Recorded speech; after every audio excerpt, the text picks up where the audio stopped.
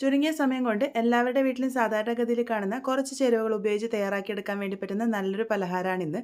അതിനായിട്ട് ആദ്യം തന്നെ ശർക്കരപ്പാനി തയ്യാറാക്കിയെടുക്കുന്നുണ്ട്. ഒരു പാനിലേക്ക് 1/2 കപ്പ് പൊടിച്ച ശർക്കര ചേർത്തിട്ടുണ്ട്. കൂടെ തന്നെ 1 കപ്പ് വെള്ളം ചേർത്ത് ശർക്കര പാനിയാക്കിയെടുക്കാം.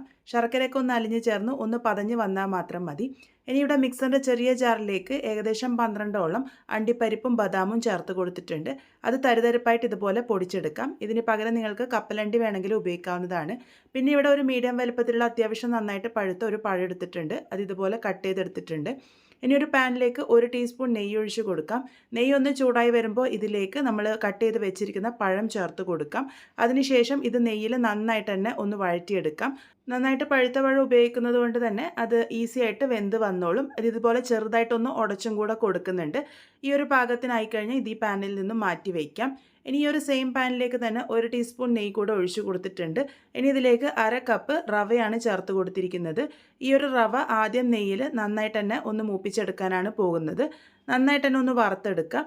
നിങ്ങൾ വറുത്ത റവയാണ് ഉപയോഗിക്കുന്നതെങ്കിലും ഇതുപോലെ നെയ്യിൽ ഒന്ന് ചെറുതായിട്ട് വറുത്തെടുത്തോളൂ.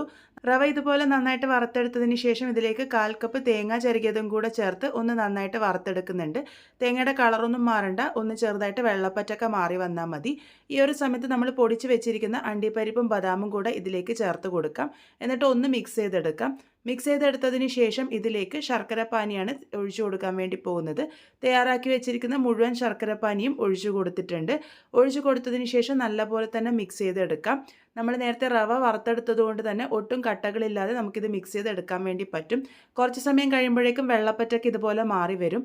ആ ഒരു സമയത്ത് ഇതിലേക്ക് നമ്മൾ വഴറ്റി വെച്ചിരിക്കുന്ന ആ ഒരു പഴം കൂടെ ചേർത്ത് കൊടുത്ത് നല്ലപോലെ തന്നെ ഒന്ന് മിക്സ് ചെയ്തെടുക്കാം. നല്ലൊരു ഫ്ലേവറിനായിട്ട് 1/2 ടീസ്പൂൺ ഏലക്കാപ്പൊടി കൂടെ ചേർത്ത് കൊടുത്തിട്ടുണ്ട്.